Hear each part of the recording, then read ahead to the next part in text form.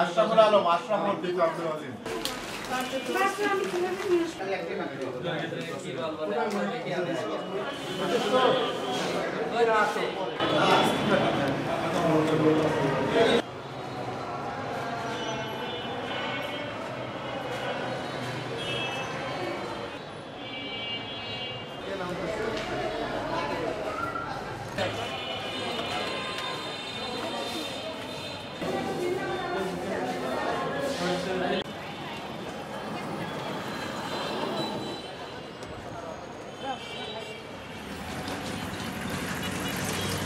একটি নিরীহ প্রাণী, এটা আমাদের সমাজের অতীব গুরুত্বপূর্ণ একটা প্রয়োজনীয় প্রাণী, বিশ্বস্ত প্রাণী। এই প্রাণীটা আমাদের প্রত্যেকেরই বাড়ির আনাচে কোনাচে আঙিনায় বিভিন্ন এলাকায় ঘোরাফেরা করে। এদের দ্বারা আমাদের ক্ষতির চেয়ে উপকারিতাটাই বেশি। এটা আমরা নিরীহ একটা বিচার চাই স্যারের কাছে। আমাদের ইউনুস স্যার যেন একটা সুষ্ঠু বিচার দিলে আমরা।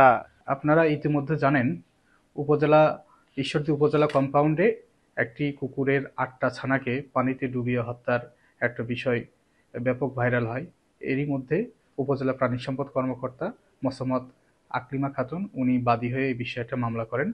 মামলা রুজু হওয়ার সাথে সাথে আমরা যার নামে একজন আসামি নিশি খাতুন বা নিশি রহমান, তাকে আমরা অ্যারেস্ট করি। উক্ত কুকুর 8টি ছানা প্রসব করে।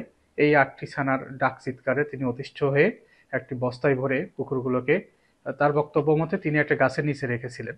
পরে কে বা কাহারা সেই কুকুরের ছানাগুলোকে পুকুরের মধ্যে ফেলে দেয়। কুকুর ছানাগুলোকে খুঁজে না পেয়ে মা কুকুর ছোটাছুটি কান্নাকাটি করতে থাকে। তখন উপজেলা প্রাঙ্গণে যারা অন্যান্য কর্মকর্তা কর্মচারী আছেন তারা বাচ্চাগুলোর সন্ধান করে।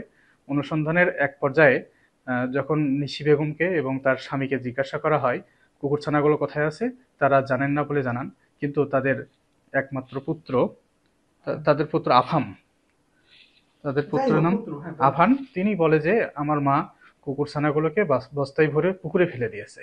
তার দেয়া তথ্যের ভিত্তিতে উপজেলা পরিষদের মালি মোহাম্মদ জাহাঙ্গীর আলম উনি পুকুর থেকে কুকুর ছানাগুলোকে উদ্ধার করেন। এ থেকে আমরা ধরে নিতে পারি যে মূলত ওই উক্ত নারী নিশি রহমান তিনি এই হত্যাকাণ্ডের সাথে জড়িত থাকতে পারেন। আমরা বিষয়টি তদন্ত করছি। তদন্ত শেষ হলে আমরা পূর্ণ বিষয়টি আপনাদেরকে জানাতে পারব।